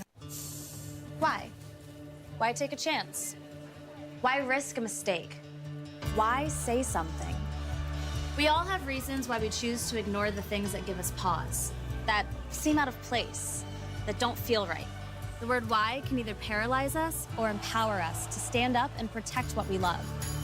So if you see something, why do you say something? I see safe for my family. I see safe for my friends. I see say for my students. We see say for each other. I see say because all of this matters. We all have something worth protecting, a why that unifies this community we're all a part of. So protect your everyday. Report suspicious activity to local authorities.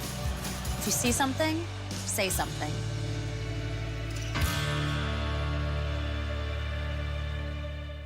Guy Relford here. Time again for the Indy 1500 Gun and Knife Show this coming weekend at the State Fairgrounds, Friday, Saturday, and Sunday. There's never been a more important time to exercise our rights as true Americans. It's the Indy 1500 Gun and Knife Show. See the best in sporting, hunting, and personal protection gear, plus great displays of Americana. Come see us this weekend at the Indy 1500 Gun and Knife Show, Friday 2 to 7, Saturday 9 to 6, and Sunday 9 to 4. It's the Indy 1500 Gun and Knife Show. See you there. Up to 100 times more potent than morphine, the tiniest amount of illegal fentanyl is all it takes to cause an overdose. Learn more at cdc.gov/overdose. Through their service, veterans have our backs. Now we should have theirs. Learn more at gotyoursix.org. Now you've got a gun guy. Guy Relford on 93 WIPC. And welcome back. I'm Guy Relford on the Gun Guy Show on 93 WIBC. We had more folks call in. Let's go right back to the phone lines. Todd has called. Todd, welcome to the Gun Guy Show. Well, hello, Mr. Guy, sir. Good, sir. You doing all right? Yeah. I enjoy listening to your show. I catch it frequently. I heard about this program last Friday, but on the drive home. Cool. Again today, when I was dialing in, I think I heard you say the date, but I was dialing in. Was it May 26th this program started? 23rd, 26th, something like that, yeah. Okay, so it's brand new. What is the name of the program? Well, it's just the state point of contact for a FFL to sell a firearm. So it doesn't have any more official name than that. It's just the fact that ATF will allow gun stores to sell someone with a license if the license meets certain requirements that I've been talking about here on the show. Yes. So I have a firearm sitting at Indy Arms Gun Company off of Keystone. It was ordered out of state, so I had to go to FFL. I got a deny on the NICS check, so it's still sitting there. I had a criminal recklessness charge. It was felony. It's been dropped to a misdemeanor, so I should be able to do it. It's all good. I have no other things. It was explained to me that I should probably be good on the state level, but it might be something in the federal or snafu in the system. So when I heard the things the last couple of weeks, if this system is current, can I apply for a carry permit with the state police and then try to re-represent and go get my firearm that's sitting there waiting for me? Well, potentially, but Todd, I wouldn't be real optimistic about that working. I mean, you can certainly apply for your your 5-year license, or a lifetime if it's your first license, so that it's issued within the previous 5 years. It applies. But I don't think any FFL, and I know the folks at Indy Arms very well because I teach there. I've taught classes there really since they've been open. Their retail manager in there, Mark Welter, is just a great guy, very, very smart, and runs a great business. And I can tell you that there's about a 0% chance that if you've been denied a NICS check, that they're still going to then allow you to buy that gun, even if you present a license. They're going to be concerned enough about you having been denied by NICS to not turn around and say, well, we're going to go ahead and sell you the gun anyway. Now, the fact that you passed the state police background check to get your license should give them some comfort. And listen, I don't speak for Indy Arms. I'm not an employee there. I have no ownership interest there. They're just kind enough to let me teach classes there, and I've gotten to know them well, and they're my friends. So I don't speak for them, but I can't see them going ahead and selling a gun to someone after they've already been denied a NICS check. If it were me, I would appeal the NICS denial. And you need your NTN, that's your NICS transaction number that I'm sure they gave you there at Indy Arms when you got denied. And you can, if you just Google FBI NICS appeal, and it'll come right up. It'll take you to that page, and it's not real well done. It can be a little bit confusing.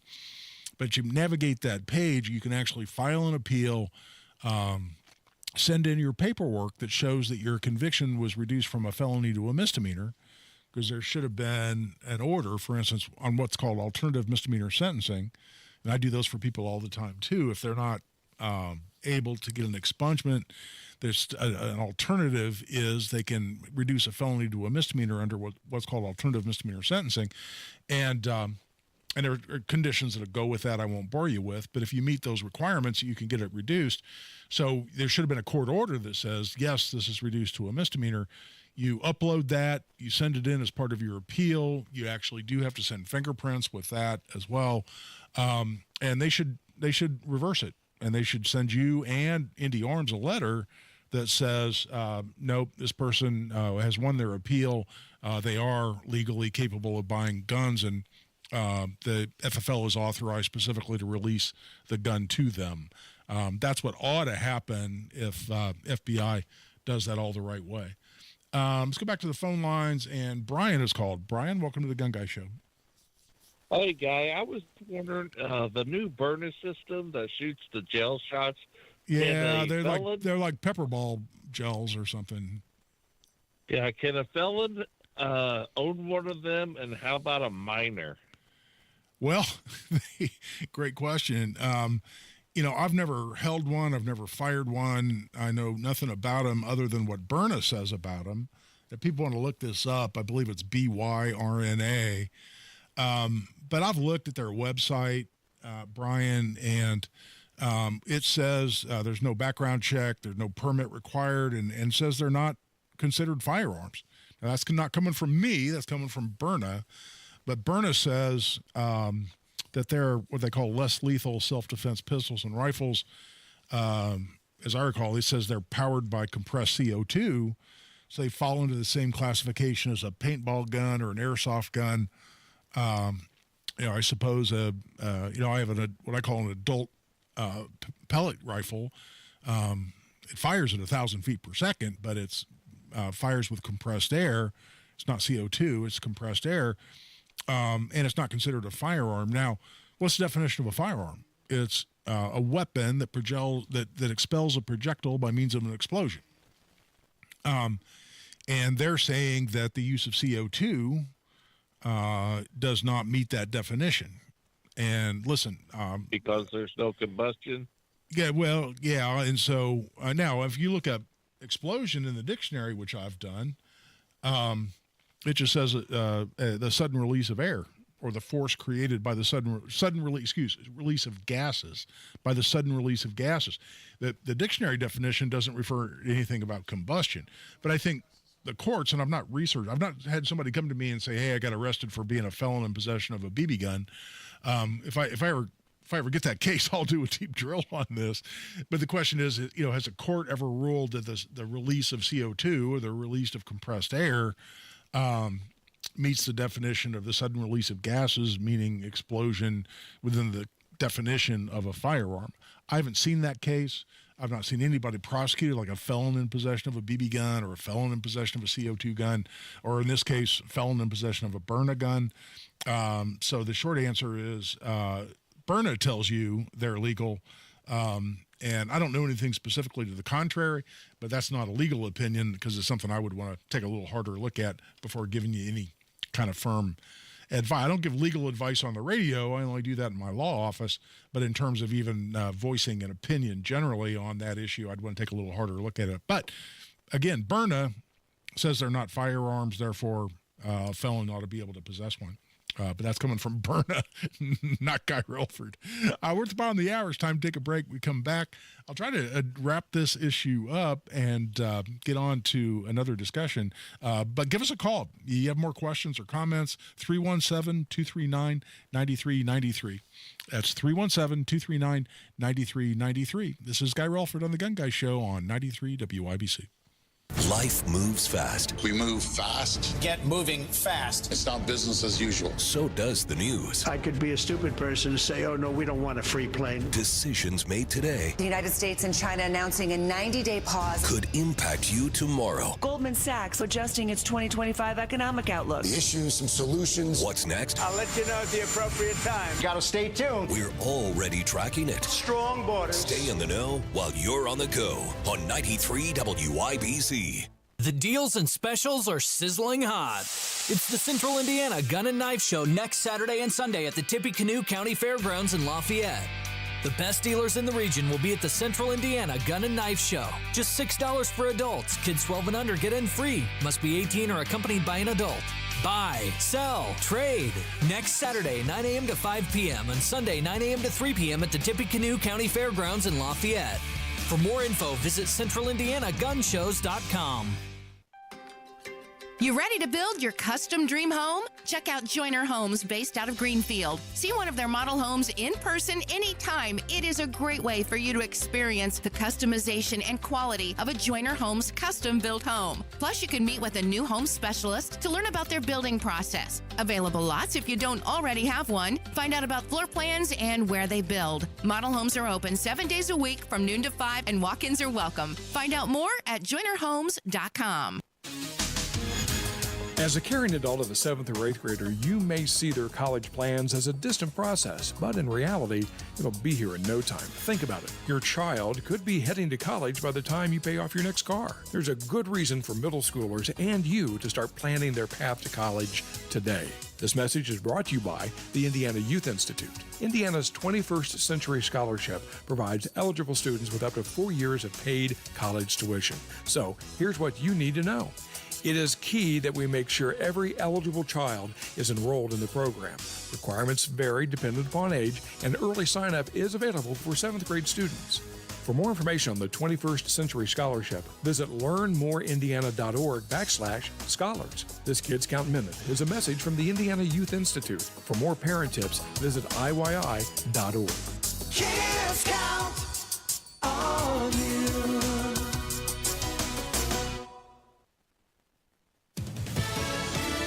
Fox News, I'm Roger Stern. A legal immigrant, Kilmar Abrego Garcia, is back in the U.S. months after a federal judge ruled that he was wrongly deported to a Salvadoran prison. But it's not exactly a victory for Abrego Garcia. He's back in the U.S. to face criminal charges of smuggling undocumented aliens into this country. President Trump reacting. This was not the man from Maryland, this wonderful father from Maryland. This is a pretty bad guy.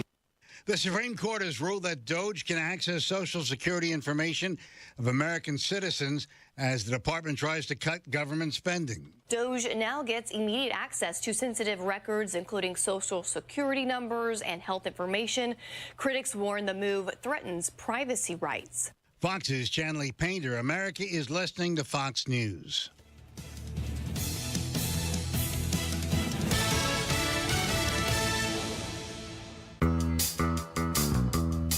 Comcast Business is celebrating Small Business Month by giving you a $1,000 small business bonus when you switch to a qualifying gig speed package from the company with over 99.99% network reliability.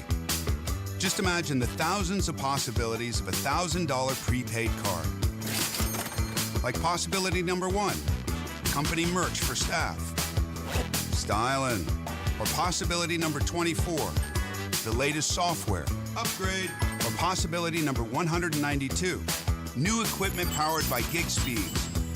Or possibility number 555, a 3D printer. Rapid prototyping, anyone? Switch to Comcast Business for over 99.99% network reliability, advanced cybersecurity, and now get started with a $1,000 small business bonus. Comcast Business, powering possibilities. In 6/22/25, new customers only with 2-year agreement. Other restrictions apply. There's something timeless about radio. It's where stories are told, ideas are shared, and communities stay connected. Our generation grew up with it, and we still believe in the power of tuning in.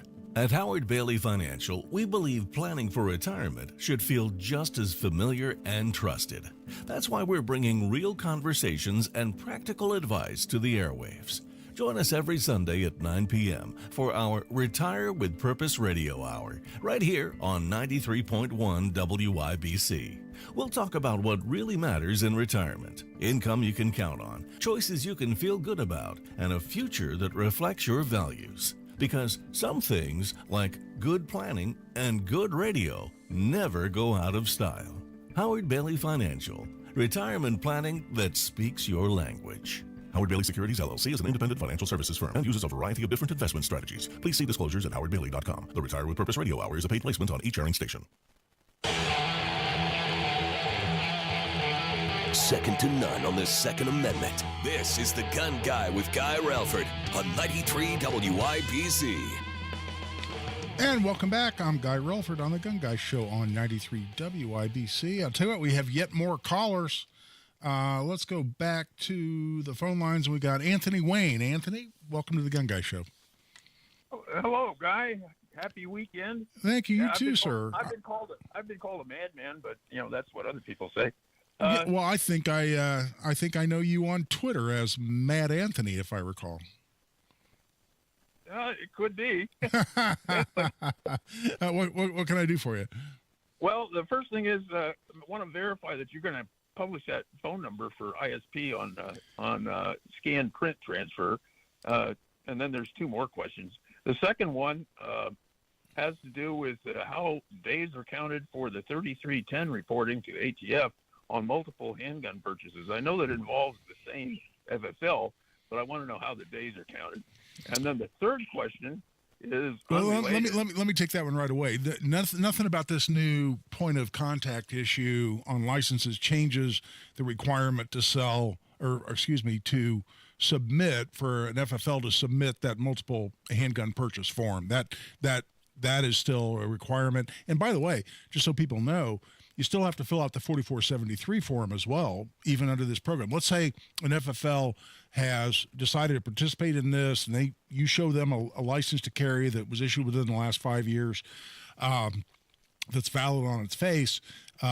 They still will have you fill out the 4473 form. You still have to answer all the questions. You still have to answer them correctly. And they then either right along with a copy of your driver's license or other state-issued ID, they will either copy your license to carry or write down the license number off that. And they're required, even under this new program, to keep that information with your 4473 and hang on to that 4473 just like they do now. So the multiple handgun purchase form is another paperwork requirement the FFL still have to do. That doesn't change at all. Okay. Well, the third question has... Hello? Yeah, go ahead. Okay. Well, the third question has to do with Smith & Wesson v. Mexico.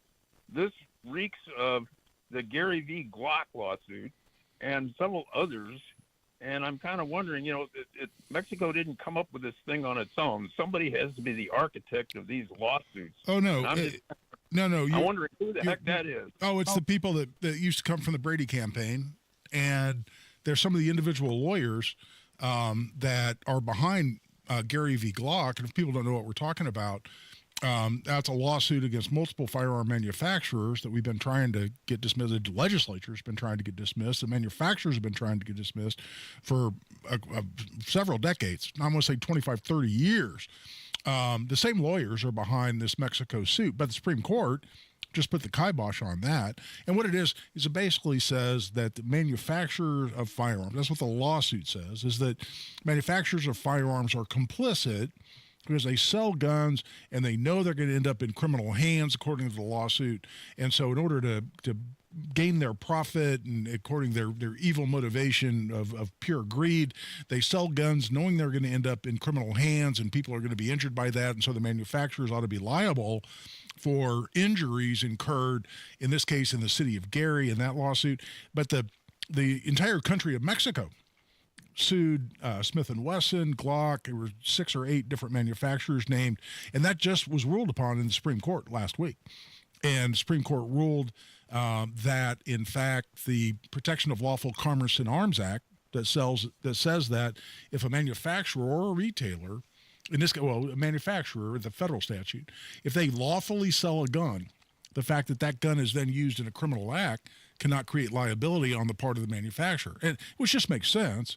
I mean, if I buy a Ford van and I go run over 30 people in my Ford van, or I pack it with explosives and park it in front of the federal building, should Ford be responsible for that legally? Of course not. And nobody would even think of suing Ford. It's just the people who are anti-Second Amendment trying to run the firearms industry into bankruptcy or coming up with these legal theories. At the Supreme Court of the United States, just a couple of days ago, came out and said the Mexico lawsuit against all these different manufacturers is precluded by the Protection of Lawful Commerce in Arms Act, and threw it out. And in fact, here in our last segment, I'm going to give you a quote from Justice Kagan, one of the liberals on the court, that is going to be incredibly helpful if we ever get, when we get, an assault weapon ban in front of the court, because she said some things even as a liberal, because it's a 9-0 decision that threw out that Mexico lawsuit. And she said some things that are going to be very helpful when we finally get an assault weapon, quote unquote, case in front of the court. But Anthony, I think I cut you off. Did you have yet another question, or was that it? Oh, no, thank you. That's pretty much it. Just wanted to comment that one of the things in the original complaint on that lawsuit from Mexico was they wanted to basically impose all of Mexico's gun laws across the entire U.S., and that was one of the things they wanted in the judgment. I mean, it was ridiculous. Oh, you are 100% right. They actually wanted, and as you might guess, Mexico is incredibly restrictive. Like they don't. I think there might be like one gun store in the entire country of Mexico. I'm really not exaggerating, and it's like owned by the federal government. And so that was part of their pitch, though, in this lawsuit. Is they were saying that, well, basically all the guns, we have all this cartel problem, we have all these people getting murdered left and right, and like 90% of those guns, according to the allegation, come from the United States. They get smuggled in, and the manufacturers of firearms based in the U.S. know that's happening, and they continue to sell guns anyway. And the Supreme Court completely rejected that argument to say, hold on, you don't have any, there's no evidence, there's no proof, there were no facts put before the court to say that any of these manufacturers were having any direct commercial relationships, any direct transactions with any dealer who was known or had been established to illegally sell guns into Mexico, or illegally and knowingly sell guns to people who were trafficking them into Mexico. There was no proof of that.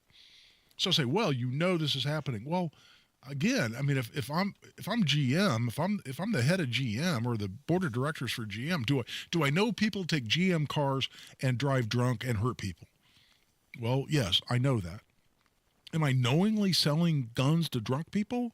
Am I knowingly selling, cars? Am I knowingly selling vehicles to drunk people, or knowingly selling cars or other vehicles to people known to willingly sell cars or other vehicles to drunk people? Well, no, of course not.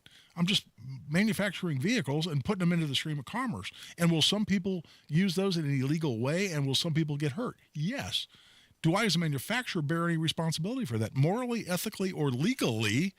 Absolutely, positively not. And again, no one even thinks to make that argument with cars. It's the same argument.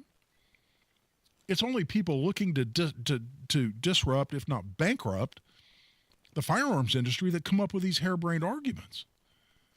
That's the only reason we see these, is because they're looking for a backdoor way. They can't get gun control enacted in Congress. There's only a few states. Yes, there are certainly a handful of states: New York, New Jersey, Connecticut, Maryland, Washington, Oregon, California, Hawaii, to name the leading culprits, and certainly some others. But yes, there's a handful of states where they get their wish list. Doesn't have any effect on crime or murder or quote-unquote gun violence, the term they like to use. But they can't get things done across the majority of states. They can't get things done in Congress, so they're trying to use the courtroom. It's like lawfare. It's exactly like the attack on President Trump. Well, we can't get it done legally. We can't get it done with impeachment.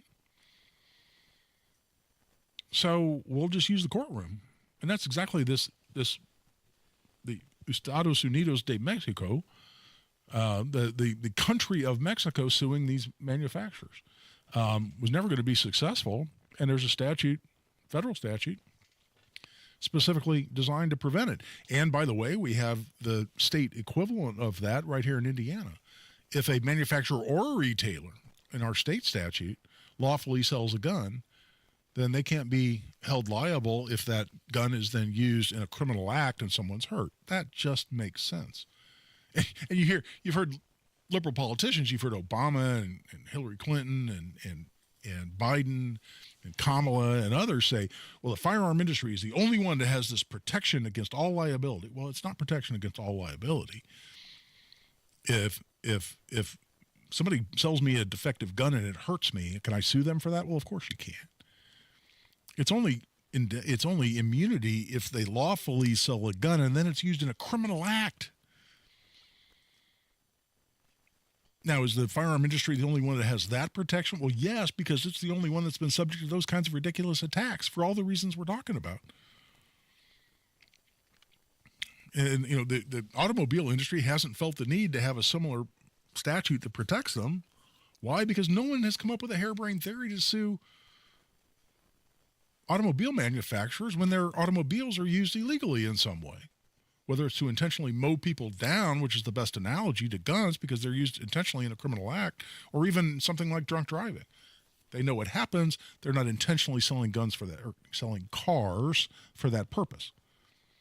We're past the 3/4 hour. We'll come back. We still have one or two people on the phone lines. We'll come back and wrap up this edition of the Gun Guy Show here in just a bit. This is Guy Relford on the Gun Guy Show on 93 WIBC. Tony Katz. When I first started in radio, crews were doing striping. I always said stripping because I didn't read very well. Fat, drunk, and stupid is no way to go through life, sir. Governor Braun, can we just get him a Sagamore of the Wabash? Can we just make that happen? I got two. I don't need another. Highest honors, Matt Baer. Get this completed. I got one from Governor Holcomb, got another from Governor Daniels. And no part of that is true. Tony Katz, mornings 6 to 9 on 93 WIBC and WIBC.com. Guy Relford for the law offices of Guy Relford. As I've mentioned, one thing we do is we do restorations, both at the federal level and at the state level, of the right to possess a firearm. We do expungements, which for many convictions, not all, but for a lot of convictions, conceal those convictions off your publicly accessible record, as well as restore your gun rights. That they apply to a lot of different convictions.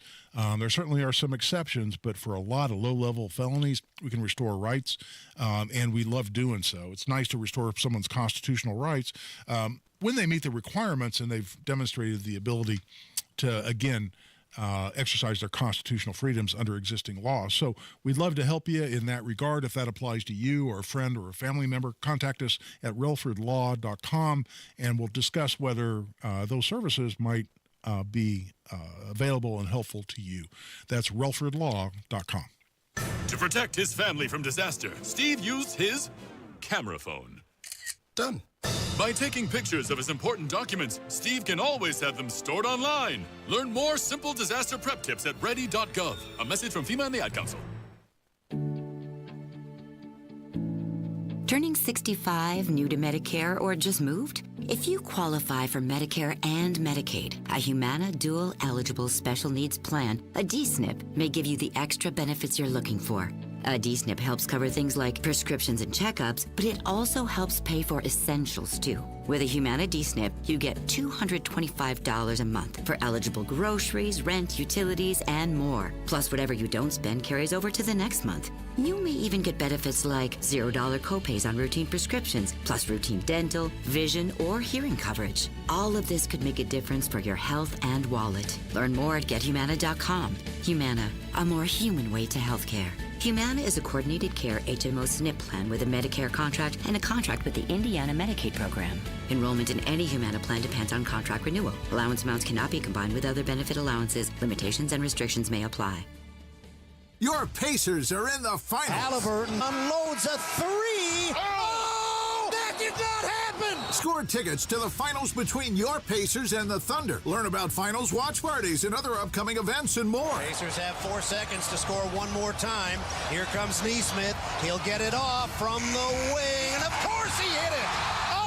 He hit it! Visit Pacers.com/finals now for all the latest information. Pacers Finals presented by KeyBank, Kroger, and Starry. The month of May is raced by at Miss M's Home and Garden and Sundown Gardens. JMV here. The June sales are on now. Shop the great high-quality products at both garden centers and save big this week. 20% off annuals and 30% off pottery at both locations. If you're shopping for Poly patio furniture, visit Miss M's in Bargersville for 20% off their patio furniture. Miss M's on State Road 135 in Bargersville. That's Sundown Gardens at 186th and Spring Mill Road in Westfield. Tell them JMV sent you. Lanny went to college and racked up huge debt. A little bit over $100,000. For a degree he couldn't use? Now what? I had a friend that went to my computer career. They even helped him get hired immediately after graduation. One of the things I love about IT is that you can work from anywhere you want. You could become an IT pro in just months, including cybersecurity and the basics of AI with zero experience at mycomputercareer.edu. It worked for me, and I know it can work for you. This is one student's experience. Individual results vary. More tariffs later, tornadoes possible. WIBC.com gives you more than just headlines. It's context, updates, and insight. Whether you're at work, on the move, or catching up late, the latest is already there. Stay in the know while you're on the go at WIBC.com. Second to none on the Second Amendment. This is The Gun Guy with Guy Relford on 93 WIBC. And welcome back to the last segment of the Gun Guy Show here on 93 WIBC. Tell you what, we still have, I believe it's Steve on the phone. Steve, welcome to the Gun Guy Show. Well, hello, Guy. Nice hey, buddy. Talking to you. Good, man. You doing all right? I'm doing great. I have a couple questions and a comment. Okay. Question number one is, my wife bought a gun, Galleons, years ago, and then obtained a license to carry, but it expired. Okay. So she got the 4-year or 5-year and it expired? Correct. Okay. And does she need to renew that, or does that Second Amendment cover her on not having to carry a license? Yeah, well, certainly the Second Amendment covers her, but here in Indiana, our constitutional carry statute covers her as well. So unless she's prohibited by law under either state or federal law from possessing a gun, which I'm sure she's not, then she can carry a handgun without a license or a permit here in Indiana. You know, what we've been talking about, Steve, I'm sure you've heard, is now that people are able, if a retailer wants to participate in the program, that she could use a license to carry as a substitute for a background check when she goes in to buy a gun. But if that's not a priority for her, then no, she doesn't otherwise need a license. Now, there are still just a few states where they don't have constitutional carry, but they do recognize the Indiana license. So for reciprocity purposes, as we call it, in order to travel to other states, you need a license. But that list keeps getting shorter and shorter. There are 29 states now. The last time I looked, there were 32 states that recognize the Indiana license. But there are 29 of those are constitutional carry that also applies to non-residents. So you don't even need a license to carry in those 29 states. And by the way, North Carolina is halfway through the process of becoming the 30th state to have constitutional carry. Now, I've not looked at their statute to confirm that it also applies to non-residents, but the other 29 it does. I'd be surprised if they went in a different direction, but I haven't checked it to confirm it. But so the reasons to have a license are shrinking, but there are certainly still some, and the ability to buy a gun without a NICS check is certainly one of them in my book. That's why I just applied for and got my 5-year license. But yeah, I think you said you had a couple of questions and a comment. Correct. Yeah. So she got a lifetime carry handgun permit. She could get one, sure. I mean, they're free. There's no reason not to get the lifetime, except if you're worried about this 5-year business that I've been talking about. But yeah, she could. They're free, except to pay for fingerprinting, which is, I think I just went through. I think it's like $12. So they're free. No reason not to have a lifetime. Okay, very good. And the last thing is, I wear my 2A amendment hat and shirt that I got from you years ago. Oh, 2A Project.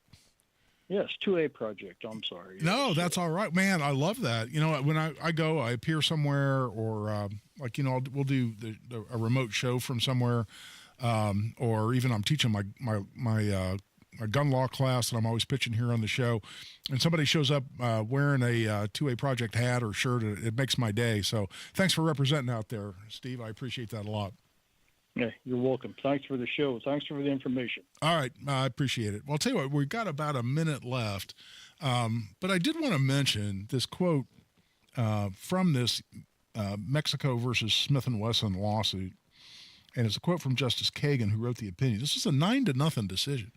So it's a pro-2A decision that was unanimous in the Supreme Court, which is encouraging.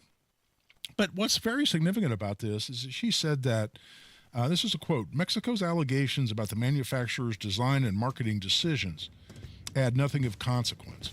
They focus on the manufacturer's production of military-style rifles, AR-15s and the like, but those are both widely legal and bought by many ordinary consumers, meaning they're commonly used for lawful purposes, meaning they're protected by the Second Amendment. Yes, yes, and yes. That's it for this week's show. Hope you enjoyed it. Hope you come back. This is Guy Relford on The Gun Guy Show on 93 WIBC. It's the first day of the first grade, and she found a new